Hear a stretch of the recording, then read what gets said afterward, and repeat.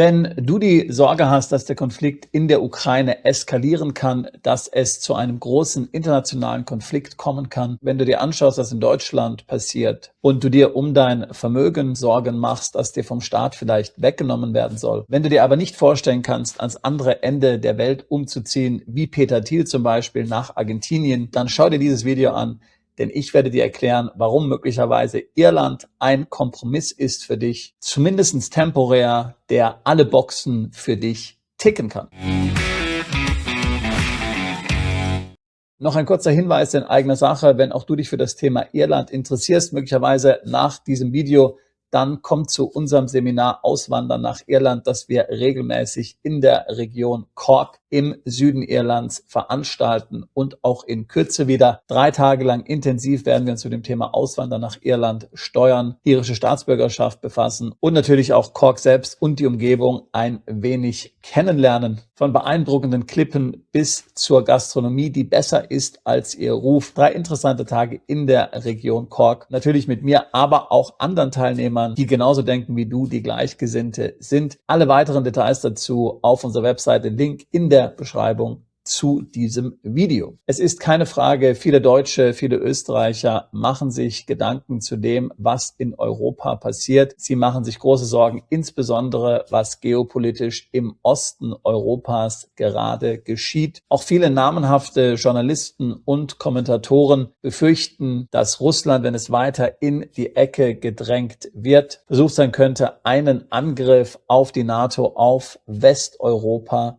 zu planen. Europa im Krieg, Deutschland natürlich aufgrund der geografischen Lage mittendrin und nicht nur aufgrund der geografischen Lage. Wir haben ja Politiker, die sich weigern, mit den Russen zu sprechen, die um jeden Preis aufrüsten wollen und dabei gar nicht verstehen, dass sie das eigene Land eigentlich zum Ziel machen. Und dann wissen wir, was dann bevorsteht. Spannungsfall, Verteidigungsfall, Wiedereinführung der Wehrpflicht, Einschränkung deiner bürgerlichen Freiheitsrechte, das Land möglicherweise nicht mehr verlassen können, Versammlungsverbot, Kapitalverkehrskontrollen.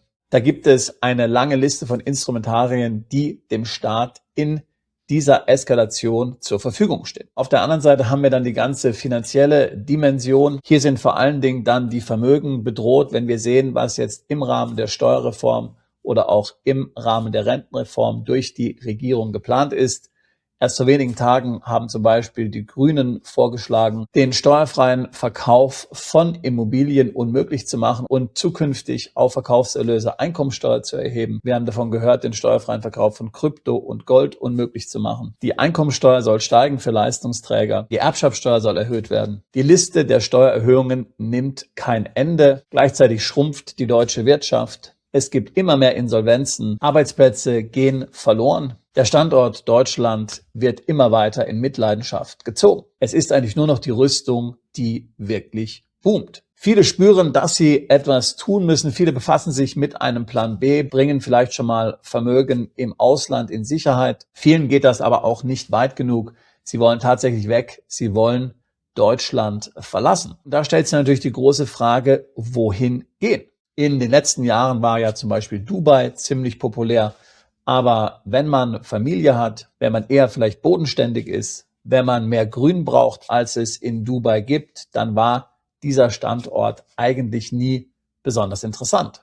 Auch ist Dubai natürlich weit weg. Und das Gleiche kann man auch sagen für Länder wie zum Beispiel Panama, Thailand oder Argentinien, wo jetzt ja Peter Thiel seine Familie hin umgezogen hat. Genau aus den gleichen Gründen letztlich, vor denen sich auch viele Deutsche Sorgen machen. Und so ist man eben vielfach in der Situation, dass es die perfekte Lösung nicht gibt und man deswegen eigentlich nie zum Zug kommt. Entweder ein Land ist zu weit weg oder ein Land ist zu unsicher. Oder man stellt sich vor, dass man da nicht wirklich hineinpasst. Oder man hat Sorge, dass man den Anschluss an die Familie verliert. Oder die Einwanderungsbedingungen sind kompliziert. Oder es ist steuerlich nicht interessant. Oder das Land selbst hat eine Wehrpflicht beziehungsweise ist eben in militärische Auseinandersetzungen verstrickt. Oder es ist vielleicht auch nicht weit genug weg. Und ich habe natürlich laufend solche Gespräche mit Mandanten, die wir hier beraten.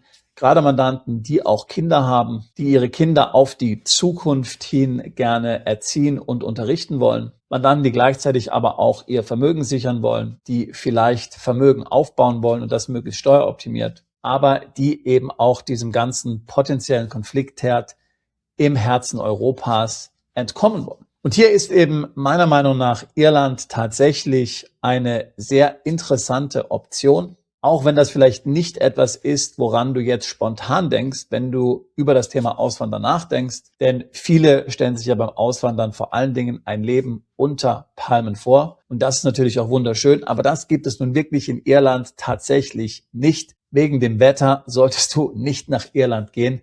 Es regnet tatsächlich jeden Tag. Wobei, das ist jetzt auch ein wenig überspitzt formuliert, aber du weißt schon, auf was ich hinaus will. Ich habe selbst in Irland mit meiner Familie gelebt und definitiv wegen dem Wetter solltest du nicht dorthin umziehen. Wobei man eigentlich auch hier gleich einhaken muss, denn natürlich Wetterextreme gibt es in Irland auch nicht. Es wird zwar nie wirklich warm im Sommer, also vielleicht 20, 25 Grad, aber es wird auch nie wirklich kalt im Winter. Also selten gefriert es mal. Das heißt, es gibt eigentlich ein moderates Klima, eben typisch für eine Insel, wo ja letztlich die Wassermassen die Temperatur einigermaßen regulieren. Und meine Empfehlung für Irland, wenn ich mir die Gesamtsituation, den Gesamthintergrund anschaue, den wir gerade eben besprochen haben, das heißt sowohl die Geopolitik als auch die steuerliche Dimension, dann würde ich aber eben auch sagen, die Lebensqualität, das Bildungssystem und natürlich auch die Tatsache, dass es ein englischsprachiges Land ist. Das sehe nicht ich nur so, sondern das haben zum Beispiel auch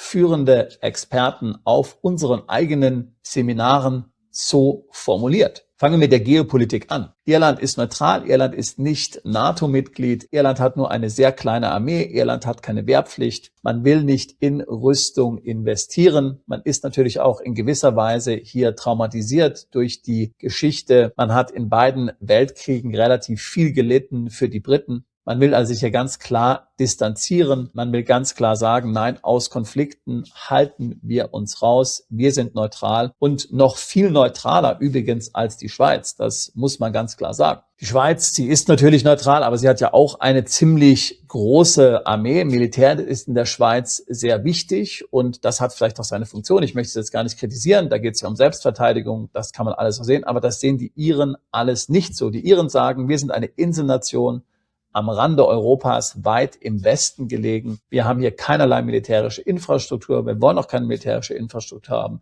Wir wollen es nicht interessant machen für Feinde, die hier angreifen können. Wir nehmen letztlich dieses Risiko auf uns, dass wir hier nur eine kleine Armee machen. Wir glauben, dass die Vorteile dessen größer sind als die Nachteile. Ich persönlich finde das sehr positiv. Ich persönlich finde den ganzen Gedanken einer Wehrpflicht, wie man jetzt ja wieder darüber in Deutschland redet, absolut schrecklich. Ich halte das für einen Blut- und Bodenkult. Die Wehrpflicht in Deutschland, sie wurde zwar nicht in Deutschland erfunden, sie wurde von den Franzosen erfunden, aber sie wurde durch die Nazis natürlich groß gemacht. Das muss man ganz klar sagen. Und es ist mir absolut unverständlich, wie der deutsche Staat die Wehrpflicht wieder einführen konnte. Und jetzt übrigens immer noch darüber redet. Deutschland ist ein großes Land und für ein großes Land passt eine allgemeine Wehrpflicht absolut nicht. Das geht vielleicht für Länder wie die Schweiz oder auch für Länder wie Israel, also kleine Länder. Aber Deutschland sollte eine vernünftige Berufsarmee haben und sich nicht auf Wehrpflichtige verlassen. Und das ist eben in Irland komplett anders. Also das ist mal das eine Thema. Geopolitisch sicher, geografisch sicher,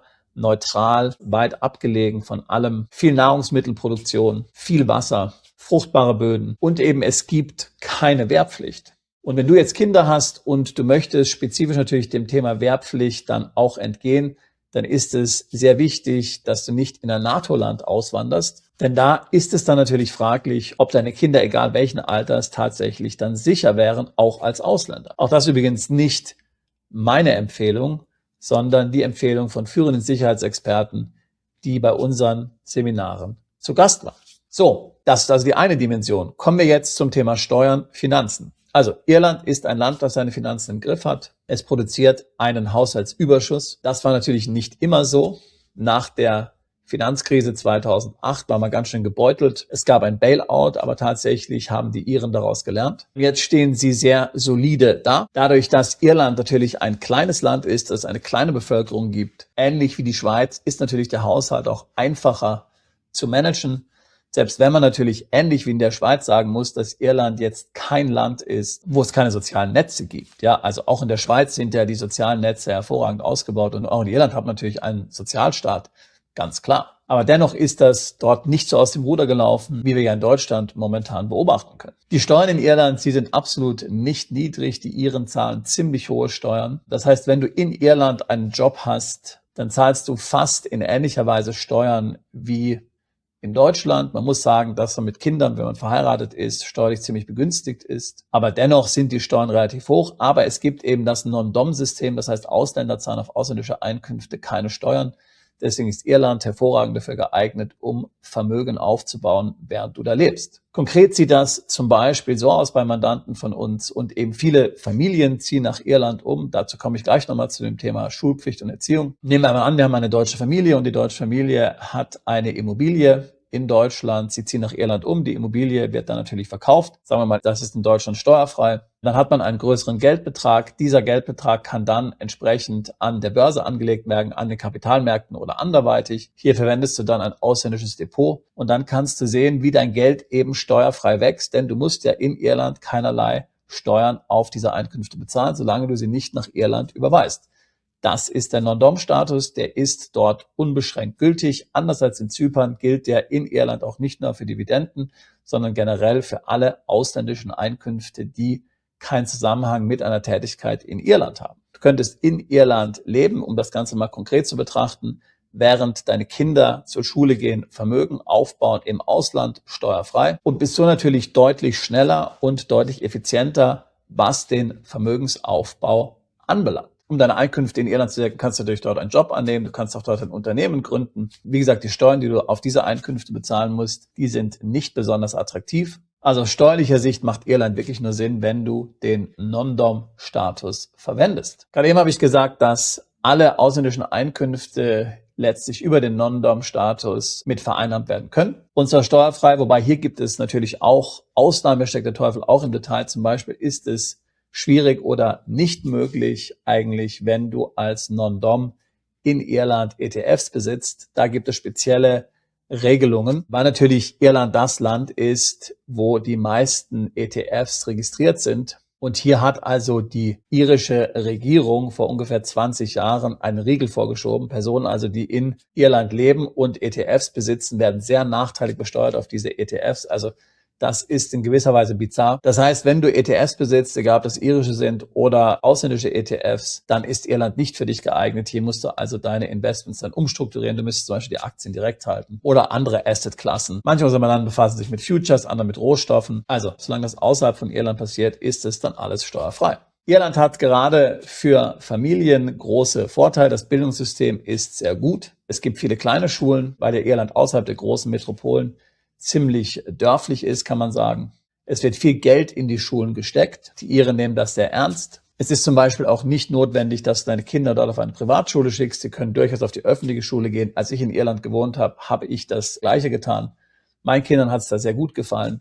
Die Lehrer nehmen sich sehr viel Zeit für die Kinder, geben sich da meiner Erfahrung nach große Mühe, weil sicherlich hängt das auch von der Einzelerfahrung ab, völlig klar. Die Kinder lernen natürlich Englisch. Es gibt dann auch hervorragende Universitäten in Irland. Aber sie können dann natürlich, wenn sie Englisch gut sprechen, auch ohne weiteres im Ausland studieren, sagen wir zum Beispiel mal UK oder auch USA. USA kann dann besonders attraktiv sein, wenn sie ein Stipendium natürlich bekommen. Stipendien in den USA bekommt man vor allen Dingen, wenn man Sport macht. Für Mädchen bietet sich da zum Beispiel Fußball an oder für Jungs und Mädels, gerade wenn man in Irland lebt, auch Golf, denn Golf ist natürlich in Irland besonders populär. Aufgrund der vielen grünen Flächen natürlich. Das kann dann sehr gut sein, wenn man kostenlos in den USA studieren will. Auch bei den Top-Universitäten ist sicherlich ein Golfstipendium und entsprechende Golfkenntnisse extrem hilfreich. Wichtig auch zu sagen, dass Irland Homeschooling erlaubt. Es ist ganz klar in der irischen Verfassung festgehalten. Eltern haben das Recht, home zu schoolen. Das ist relativ einfach in Irland. Es gibt schon eine gewisse staatliche Aufsicht, aber bei weitem nicht so streng wie zum Beispiel in anderen Ländern. Wenn dir auch Sicherheit wichtig ist, Irland ist ein sicheres Land, wenn dir wichtig ist, dass man steueroptimiert verdienen kann, wenn dir vielleicht die englische Sprache wichtig ist, die angelsächsische Kultur und Mentalität, vor allen Dingen dann im Ausblick auf die Zukunft deiner Kinder, dann kannst du schon sehen, warum Irland meiner Meinung nach ein guter Kompromiss ist. Und vor allen Dingen, du bist ja nicht weit weg vom Rest Europas. Du kannst sehr gut fliegen nach Europa. Es gibt mehrere Flughäfen in Irland, die etliche Ziele in Europa anfliegen. Natürlich ganz vorne Dublin. Dadurch, dass Irland so klein ist, bist du in den meisten Fällen auch nicht sehr weit vom Flughafen Dublin entfernt. So von Cork zum Beispiel sind es 2,5 Stunden.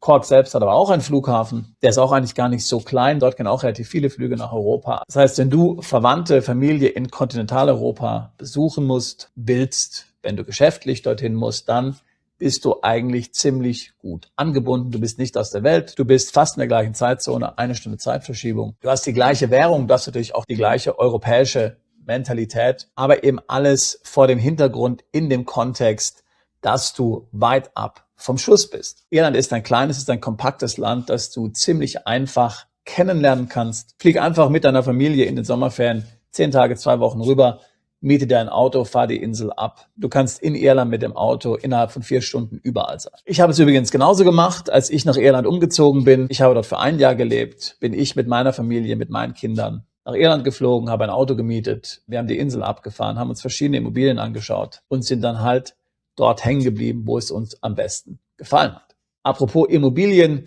Wohnraum, das ist tatsächlich etwas, was knapp ist in Irland und das kann ziemlich haarig sein, vor allen Dingen natürlich, wenn du jetzt in einer großen Stadt bist wie Dublin. Als Grundregel gilt, je bezahlbarer der Wohnraum, desto umkämpfter ist er auch. Ich meine, das gilt praktisch für jedes Land. Aber speziell in Irland gibt es eben doch eine relativ große Wohnungsnot, muss man ganz klar sagen. Wenn man Immobilien kaufen will, ist es eigentlich relativ einfach. Da gibt es ein gutes Angebot und auch meiner Meinung nach vom Preisniveau her jetzt gar nicht so hoch, wie das der Mietmarkt eigentlich vermuten lassen würde. Irland ist in der Europäischen Union, das heißt, du brauchst hier keinerlei Visum, Aufenthaltstitel beantragen. Du kannst einfach ankommen und dann bist du dort. Kannst deine Kinder an der Schule anmelden, kannst dir eine Wohnung suchen. Ist also sehr unkompliziert und das macht es natürlich auch einfacher. So, das Beste aber an Irland ist möglicherweise der irische Pass. Der irische Pass ist mindestens genauso gut wie der deutsche. Es ist ein Pass, mit dem du sehr mobil bist, kannst in sehr viele Länder ohne Visum einreisen, ähnlich wie der deutsche Pass. Es wäre auch ein Pass, wo man sagen könnte, okay, wenn jetzt in Deutschland irgendwas Dramatisches passiert, zum Beispiel Einführung einer Besteuerung nach Staatsbürgerschaft, dann könnte man sich überlegen, auch den deutschen Pass abzugeben, wenn man den irischen Pass hat, weil der irische Pass eben so gut ist. Oder es gibt ja in Deutschland das Passgesetz, dann kann dir der Pass gesperrt werden, zum Beispiel, weil das Finanzamt sagt, dass du noch Steuern schuldest oder auch wenn du wehrpflichtig bist, weil du dich vor der Wehrpflicht drückst. Wenn du dann den irischen Pass in der Tasche hast, dann kann dir das eigentlich schnurzegal sein. Den irischen Pass bekommst du, wenn du in Irland 5 Jahre gelebt hast. Es gibt dort keine Sprachprüfung oder Ähnliches. Einfach zeigen, dass du dort 5 Jahre warst. Wobei in den ersten 4 Jahren ist die tatsächliche Anwesenheit eigentlich gar nicht so wichtig. Deswegen zum Beispiel Teilnehmer, die an unserem Seminar teilnehmen und das dann auch tatsächlich umsetzen wollen, die können immer noch eigentlich das aktuelle Jahr, selbst wenn sie noch gar nicht tatsächlich umgezogen sind, dann als erstes Jahr nutzen und so die Wartezeit auf den Pass dann verkürzen. Der irische Pass erlaubt dir nicht nur in Irland zu leben, du kannst damit auf allen britischen Inseln leben, inklusive UK, aber auch den ganzen obskuren Inseln, Isle of Man, Guernsey, Guernsey, Sark, Alderney, auch alles natürlich steuerlich potenziell interessante kleine Territorien. Und der irische Pass hat natürlich den Vorteil, dass du als Ire überall gern gesehen bist, weil Irland ist ja ein unverfängliches Land, ein Land, das von allen gemocht wird. Guinness und Musik kann man nur sagen. Also mit Sicherheit nicht der schlechteste Pass, um nicht zu sagen, eigentlich einer der besten Pässe, den es gibt. Also summa summarum, Irland ist natürlich nicht das perfekte Land. Auch dort gibt es Probleme. Das Wetter ist eines davon, das ist ganz klar. Aber wenn du ein Land suchst, das vielleicht ein sinnvoller Kompromiss ist, das viele Boxen tickt, gerade in Anbetracht der Gesamtgemengelage, der wir uns ausgesetzt sehen, dann würde ich mir, gerade wenn du Familie hast, gut überlegen, ob vielleicht nicht Irland für dich eine interessante Option sein könnte. Wenn du dich mit dem Thema Auswandern auseinandersetzt, wenn du vielleicht nach Irland gehen möchtest, dann buch gerne ein Beratungsgespräch mit uns. Wir helfen seit 20 Jahren Mandanten dabei auszuwandern, sich im Ausland steuerlich zu optimieren, sich vor geopolitischen Risiken zu schützen, ihr Vermögen zu diversifizieren, zweite Staatsbürgerschaften anzunehmen. Ich selbst habe Deutschland vor jetzt 26 Jahren verlassen und damit auch die EU. Ich habe eben unter anderem auch in Irland gewohnt und kann es dir sehr empfehlen, insbesondere wenn du Familie hast, wenn du Kinder hast. Meine Kinder waren dort sehr glücklich. Also, buche ein Beratungsgespräch, noch besser, komm zu unserem Seminar, lerne Irland hautnah vor Ort kennen, spiel vielleicht eine Runde Golf, komm mit uns zu einem Klippenspaziergang. Möglicherweise sehen wir auch Wale, wo wir diesen Klippenspaziergang machen. Das ist einer der besten Spots in Irland, um Wale zu beobachten. Also, in diesem Sinne würde ich mich freuen, auch dich alsbald zu unserer Mandantschaft zählen zu können. Bist du Unternehmer, Freiberufler oder Investor? Zieht es dich schon lange ins Ausland? Mach heute den ersten konkreten Schritt in eine Zukunft mit mehr Geld und mehr Freiheit. Buche ein Beratungsgespräch mit Sebastian und seinen Kollegen. Unsere Kanzlei unterstützt Mandanten wie dich dabei, deine Steuerlast legal zu reduzieren, Vermögen aufzubauen und zu schützen und deine persönliche Freiheit zu maximieren. Profitiere jetzt von unserem Fachwissen und unserem Netzwerk. Gehe zu mandatierung.com und werde Mandant unserer Kanzlei.